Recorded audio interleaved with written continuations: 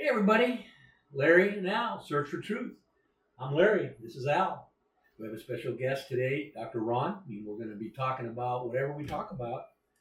It's glad to have everybody here. Don't forget to subscribe if you want to keep up on our latest talks. We got merchandise, and Elijah's the man, so we appreciate Elijah being here. And so Larry and Al, Search for Truth. And Awesome. It's not search for the truth, just search for truth. So we were talking before we came on about, I prefer when we can, the weather's not permitting today, but I prefer sitting out on the patio and having a cohiba. But we can't do that today because of the weather. But Dr. Ron said he had a cigar story that he wanted to tell. Yeah. Well, I go to the doctor, and they ask you questions, as you know, right? And he says to me, or the gal says to me, he goes, do you do this? Do you exercise? Do you take medication? Do you do this? Do you smoke? And I'm thinking to myself, well, I want to tell the truth. I mean, I've got a friend Rick. I go to his house, we eat dinner, we go outside on the patio, we have a cigar. We do this twice a year. Mm-hmm. So she says, as I pause, she says, have you ever smoked? Not do you smoke, have you ever smoked? Mm-hmm. I said, well, yeah, I've smoked. So how much you smoke? Well, 2 cigars a year with my buddy Rick. So she puts it down in the computer, of course. So now that's in my record. Right. So now every time I go somewhere, they say, oh, I see you're a smoker. No, I smoke 2 cigars a year with my friend Rick. How do I get that purged out of my record? Oh, Lord. So it's like, oh, my goodness. You have to be And so I go to this one place and they say, go down my list, to the doctor's office. Oh, I see you're a smoker. Would you like to have some counseling for that? I'm thinking, oh my gosh, that's 2 cigars a year with my buddy Rick. You know what I say? I say no. I don't smoke anymore. Well, that's what I say now. Goodness gracious. I have to say, I have way more than 2. I might sometimes have 2 a day, but I'm with you. I just say no. I'm not going to go into the explanation. And I think probably I never had that happen to me. But I think that's probably exactly the way it would roll. The doctors go, and then every time they check your list, they go, you're a smoker. Do you want counseling? Okay. Well, it's the same thing if they ask, have you ever been depressed or do you have depression? Yeah. Who hasn't had depression? Right. Being old gets depressing sometimes. I'm getting old and I'm depressed. Yeah, there's plenty of things to be depressed about, right? Yeah. I go, oh my gosh, I don't want to be medicated. No. I'm fine. Never had a thought in my life like that. Exactly, sometimes less is more, I guess. Oh my goodness. What you just said. Yeah. But I have to say, I am curious, and I asked you kind of, why you wanted to be here, because I mean I know you can talk about your history with Al and his family, and but I'm honored and I'm very pleased that you would want it, and the fact that you hadn't even seen one as a basis. This is really amazing. You've got to step into the deep end before I thought before you test the water. I pulled up in the drive out there thinking, gosh, I don't even know what I'm going to be doing here. I hope this goes Most okay. people don't. Hope it doesn't harm my reputation. We'll keep it on the whatever You can't go wrong. We won't let it get out of hand. Well, I can't guarantee that, but we'll see how it goes. But anyway, it's really simple. I mean, I was telling Al here that his daughter was in my office getting her eyes checked, and I said, how's your dad? She goes, oh, he's doing this, he's doing that, he's doing fine. I said, oh, good. Tell him I said hi. She says, he does a podcast. I said, he does a podcast? No kidding. Mm-hmm. Oh, that's a kick in the pants. I said, let him know that I'd be happy to be a guest on there with him. Man, and then I thought, nothing of it. And then, of course, next thing you know, hey, you want to be a guest on my podcast, So, hey, here I am. Yeah, because we're open to anybody to be on, because it's a treat to have somebody come in and have an experience. Well, it's good to be here. Yes. So what is a truth that you want to have learn? Oh my goodness. So my background is I'm an optometrist by profession, right? And I've been an optometrist now for 50 years. Hard to believe. Mm-hmm. But I've also been a pastor of a small church for a number of years. So when you're talking about truth, there's kind of that version of truth, and that, of course, occupies me full time. Yeah. People say, what do you do with your spare time? And it's like, well, I study. I read, I study, I look at things, I study history, I study all kinds of different things. Plus I have other interests as well, other hobbies and things like that. I used to do a lot of fishing, but truth, it always gets back to a biblical framework. Right. Yeah.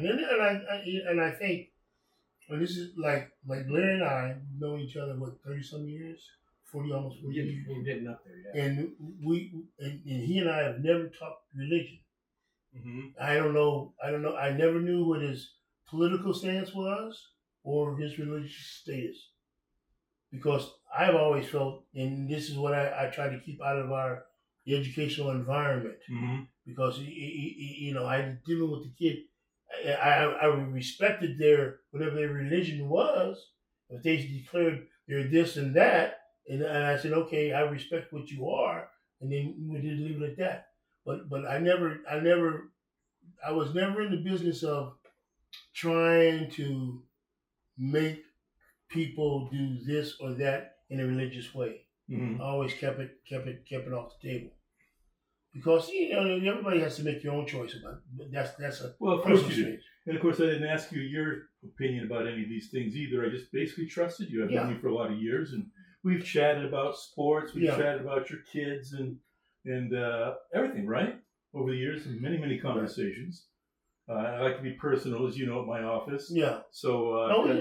So I mean, the bottom line is, I just trusted you. Yeah, and I trusted you. Yeah. Okay. Yeah. And you know what I mean. The first thing, what was most important, is that I understood that I was there for my eyes, and you was there to supply a service for me, and we never did get into any conversations about the politics of the world or da da da da. Your bedside manner was excellent. I'm serious. I mean, I enjoyed going to your office because it was comfortable, and I didn't feel threatened. Oh, wonderful. You know what I'm saying? I mean, yeah. There's the truth. Yeah. So, I've always told my whoever works for me, Mm-hmm. I tell them that everybody that walks through their front door is actually a guest. Nice. They're not a target. They're not Right. someone we're going to try to get more money out of. Mm-hmm. We're going to take care of their needs. Right. And simple as that. We're not here for. Yeah. Money will take care of itself. Yeah. So we'll take care of these people, and as it turns out, I've been there like almost 49 years. In 2 weeks, it'll be 49 years. Yeah. Hard to believe, right? Yeah. But And you're busy as I don't know what. Yeah, I'm busy. I'm not as busy as I'd like to be Yeah. sometimes, Yeah. but on the other hand, at this stage of the game, I don't necessarily want to be really busy. You know what I'm saying? Yeah. So so it works out. Yeah. So I know a lot of wonderful people. I have people that still come into my office that came in my first year Yeah. of practice, and I've seen them grow up, Yeah. grow old, Mm-hmm. and all the rest. So Yeah. it's been kind of an interesting thing. But every one of them is my guest. And that's what I like. And Larry, sometimes I go there and people come in and we start having conversations. I mean, it's just talking about how you doing today, or what's I have like when the Lord's goes there, or we talk about children and stuff like that, which is makes you feel comfortable having that experience. So I was really happy that the doc wanted to be on the podcast. Yeah, good to be here. So, but I've got other interests. I think you mentioned to me about what my interests are. It's everything from Bible to sports to fishing to politics. To, Think about this. Think about what you just said. Everybody has these interests. Like you used to ask me, why are we similar? The only difference we have is this. Okay, but the basic thing: we want to take care of our families, we want to have a good job, we want our kids to go to school, we want our kids to be good, law-abiding citizens. Right. What's the difference? Right. That's what we. That's what you're saying is everybody really kind of wants the same thing. Yeah. If they're thinking clearly. You have to think clearly. Yeah. Okay. Now they're not always thinking clearly. No. But if they are, it's all kind of similar. No, and one of the things that I've been thinking about this whole process, about this whole thing, Larry, we've heated up a couple of times, is you got to remember, and this goes all the way back to the beginning of this country, is that the people that came to this country were supposed to be the civilized people. But the people that was already here was really the civilized people. Right. Okay, but they didn't. they thought that my way of doing is the right way. And just like when we had principals that would say, "Oh, I want it done this way. I want it done this way," but they had never been in the pits. Yeah. Okay, but they were principals, so they was telling us, well, this is what I think should be done. Okay, the principles that we had no problem with are the ones that were been in the pit, Right. and they understood they understood what we were doing. Okay, but now and this is when I say this, look at with this Greenland thing. I got to have it and da da da da da, and I'm thinking, where are those guys in the Senate? Where's the guardrails? Yeah. But they acquiesce because they're afraid that they're going to be primaried or this and that. So what? So you can't stand up. It's just like when I was a kid. I used to watch the House on Un-American Activities used to come on TV, and I remember the day that the guy said told McCarthy, "Do you have no shame?" But where is that watershed moment right now? I mean, when you think about this, he's a crook, he's a pedophile or protecting pedophiles, and he in our right mind, would you vote for me if I was those things? No, you wouldn't. Yeah, sometimes it's a matter of what do you have for choices. Yeah, You know. But what's the lesser of the two evils? Yeah. Okay, That's a heck of a way to vote, isn't it? Yeah, Well, the that's lesser what we the get to okay, but sometimes. you're voting for a criminal over a non-criminal. Okay, you know what I'm really saying, or one that has not been exposed as a criminal. Yeah, maybe that's more accurate, right? Yeah, but this person has been proven to be a criminal in their life. I knew, when the thing happened in when he said there were good people on both sides, I knew we was lost in. I mean, I gave him the benefit of the doubt, but when he said that, then I said, "Oh my gosh, we're in for it." Okay, because what he did was he validated negative behavior. And it was okay. It's okay to do this. And just like when they shot the lady last week, a couple weeks ago, and they were saying, "Oh, she was this and she was that." She was just a regular human. She was a regular citizen.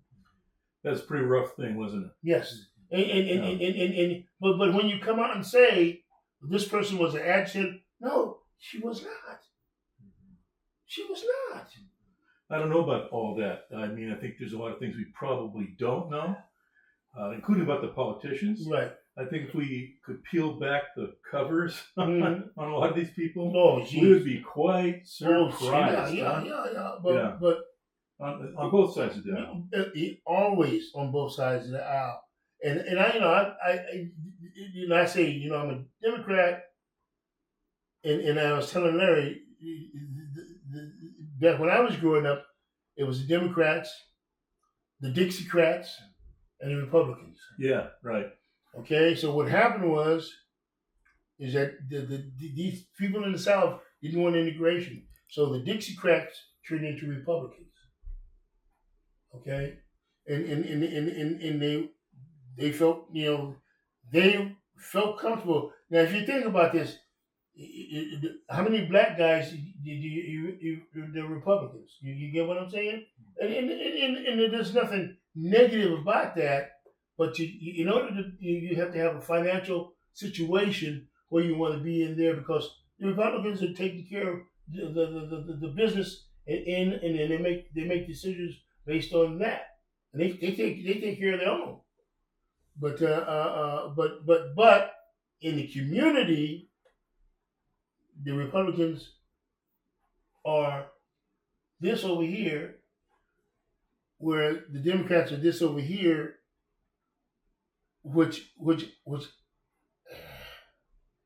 Because I remember Eisenhower. He was a good president. Eisenhower, he was a Republican. He was a good president. And the last thing he said when he left office was, beware of the military complex. And that's what took us over. Look at it now. Mm-hmm. Mm-hmm. Well, I want to think. I want to go back to what we talked about is the lesser of two evils, and that's what it comes down to sometimes. And we pride ourselves on our system. The Constitution, and we have a system of checks and balances, and various branches of the government. But maybe our chink in armor is that when it finally comes down to selecting a leader, somehow the people that come out in front there for us to decide who we're going to vote for is flawed, because the process of putting them up. Yeah, exactly. Of course. So we're not getting necessarily the best person for the job. We're just getting lesser of two, like you said, two evils. Our choices, as you said, our choices aren't always good. What I remember, the good presidents were the ones that were in the military, because they had Eisenhower, of course. He was, because he had an overall view of humanity. Well, have we had a president since Eisenhower that was a military background? Kennedy. Kennedy.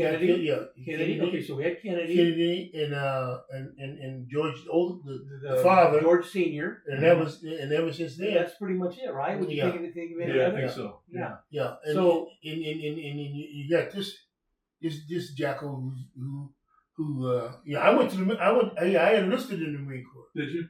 I enlisted in it because I felt that was my civic duty to do before I got drafted. I didn't want to run away from it. But no, you're absolutely, we need to, the other thing that happened is when they start having these packs where they start giving them, these people, money. Because I remember Keith Alford. I used to like Keith Alford back in the day, and he never did make it in. And then there was another guy, I can't remember his name, but I used to watch the conventions when I was a kid. Right. And the Democratic and the Republican. And I'm just trying to figure out, I like this guy, and I like this guy. And I didn't know the Republican Democrat. I said, hey, this guy sounds good, blah, but blah, when you say, Eisenhower was a Republican, that kind of Republican is different. Shit. Reagan, is different than Reagan. Yeah, everybody talks about Reagan, how great he was, but guess what? He instituted homelessness. Well, but what I'm saying is that the Republican of today, of 2026, don't even recognize, don't even identify with a Ronald Reagan Republican. I mean, Bush Republican. One thing I can say, in that era, that ilk, there's a degree of integrity and responsibility. That's no longer there. Yeah, because like you said, where there are no checks and balances right now. Right. It doesn't seem like anybody's holding our current administration accountable for some of the atrocities that are occurring.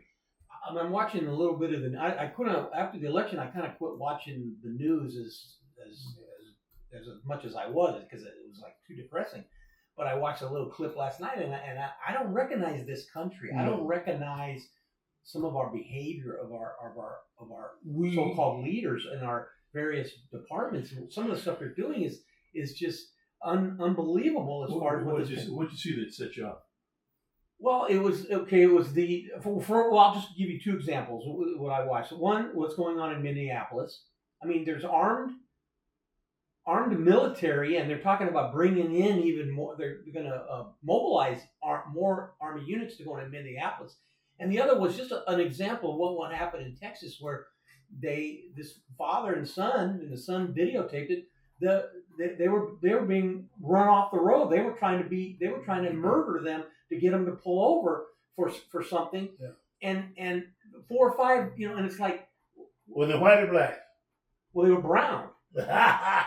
So, I guess it's just not something the ISIS people. I mean, I know that our history has examples of that brutality against its own people. But that's I guess the bottom line is it's brutality against our own people.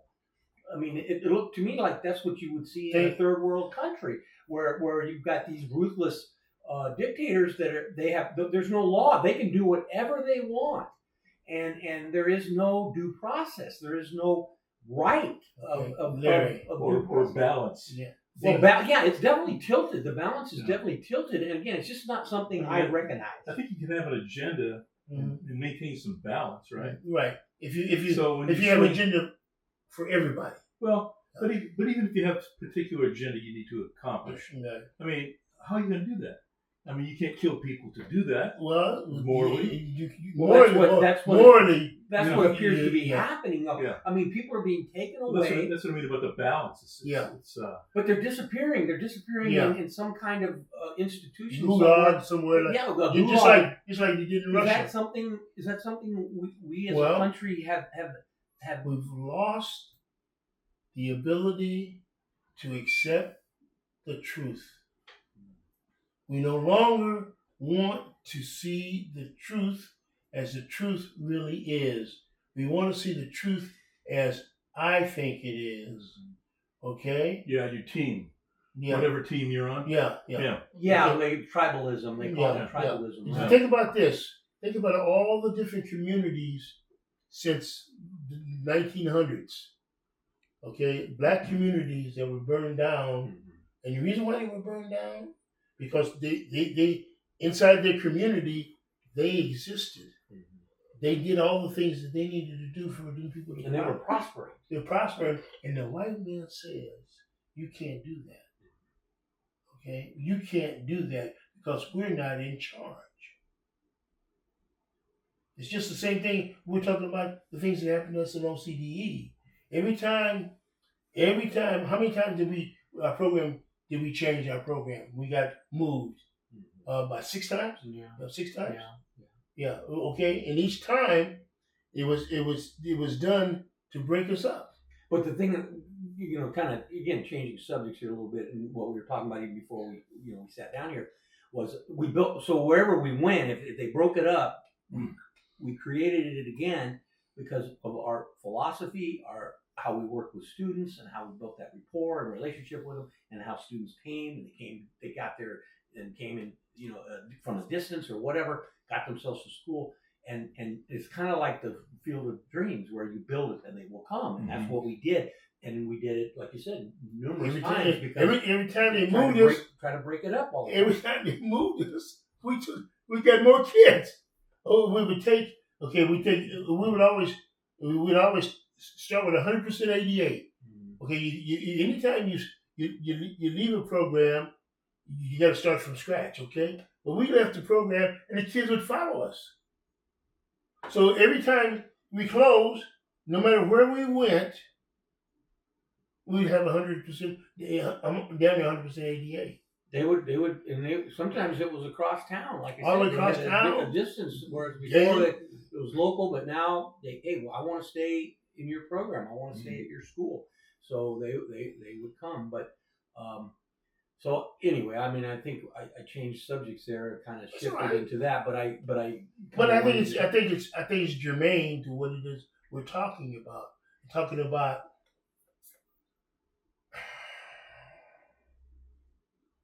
the old days.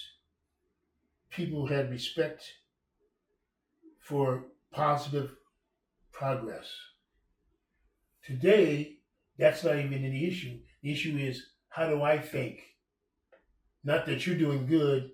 It's the fact that by you doing good, you make me feel bad. By making me feel bad, I'm going to break this up and make you and break this up so I can still feel good again. We talked about this before. Our children. Your son's got his own little thing, and he watched you go to work and da. My children are successful in their communities. I mean, in their careers, because the foundation. You and I, what was different in the foundation? Same foundation, no difference. Okay. But I go back to what you said, how you built your business and how you tell the people that come to work for you that these people come through the door, they're our guest, and we're going to treat them with respect. We're going to make them feel at home. I mean, that's a very simple, basic kind of concept. Oh, it's very old school. But it's very old Yeah. school, exactly. But it worked for you for 50 years, Yeah. and you built this business, and the fact that you sit here, I've been thinking this from the beginning of this podcast was there's a trust. You must have this trust for Al and his family for you to come to this again, unknown to what you were going to walk into, so that you have this, and it's been built, but you created that, and so it seems like a simple old school thing, but why can't we apply that to other aspects of our society, politics or whatever? That's the thing. It's all about human dignity and respect, and that's what you give the people that you come to serve. You see them as someone here to serve. Yeah, it's very, very, very simple. We're the real deal. We're not doing that as a policy, right, for manipulation purposes or anything of the sort. Right. It's just how it is. Right. And there should be more of that. There should be more of that, not less. Well, I'll go back to this one statement he says. I like the uneducated. And what did he mean by when he said, I like the uneducated? Okay, experiences mold us. Yes. Experiences mold us. And if we have this experience, the only thing we know is what we have inside this bubble. Mm-hmm. We have this experience, then the bubble has been expanded, and so you get a chance to okay. It's like I used to tell you, my dad, I remember when I used to back up for the Legion team, and he used to tell me, go, do what you do, keep your mouth shut, and pay attention. And I learned a whole heck of a lot of things by just being there and watching.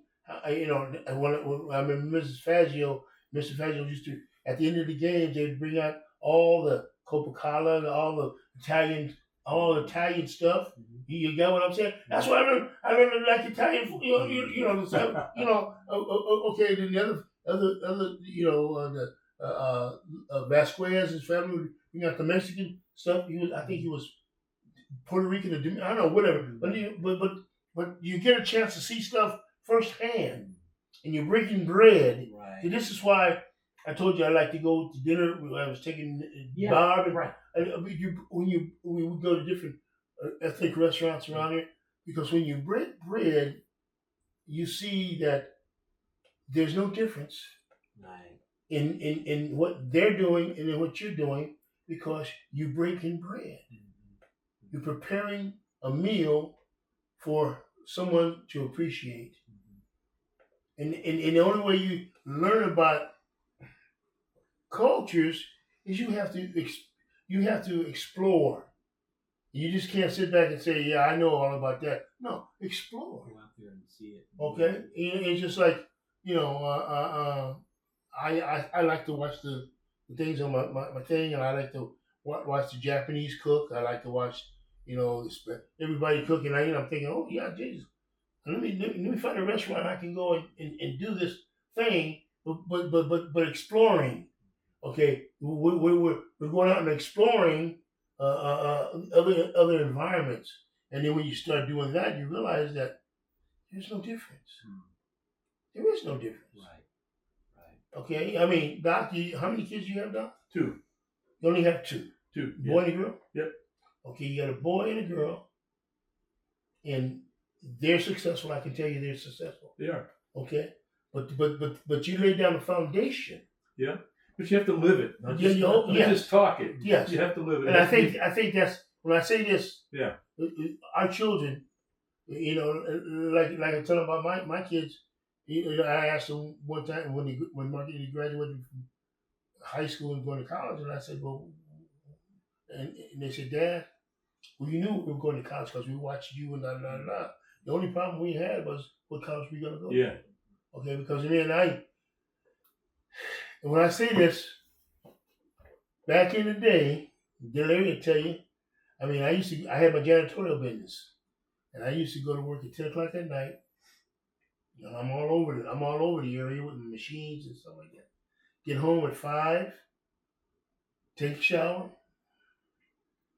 At that time Kim was take her but the little afro puffs on her hair and take her to, she said she wanted to go to Sambo's was a restaurant. She said, I said, what do you want? She said, Daddy, I want patty cakes. And that's why I took her to get patty cakes, drop her off at the preschool, go to work, come back, pick her up, and she was with me, you know, coaching or whatever.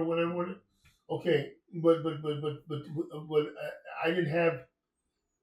And I told a lot of young guys, I said, when you have your child, your life as you knew it no longer exists. If you're gonna be a good parent, you got to be there 24/7.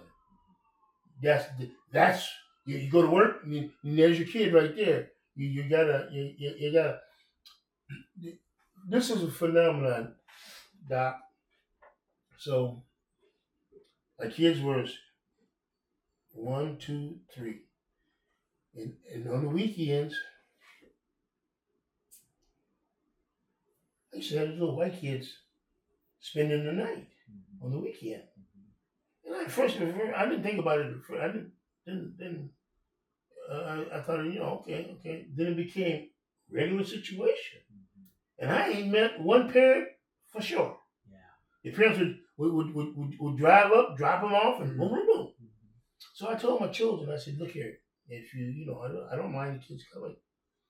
And I said, you know, but I haven't met no parents.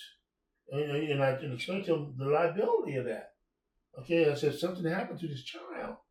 They could have sued mommy and daddy, and we don't have this house. Okay? But I asked them, I said, why? All these kids want to, because we do stuff. That's just how simple it was. But I made sure that I started meeting the parents before you drop your kid off at my house. But just think of all the implications. You see what I'm saying? Well, listen, we're gonna keep it going. Okay. We're gonna stop this one. Okay. And I got some more ideas. Okay. All right. So again, Al, this is Al. I'm Larry. This is Ron, and we will be back shortly. Peace out. Okay. Those of you that are out there listening, subscribe to our page so that you can get the notifications of when we're going to record again.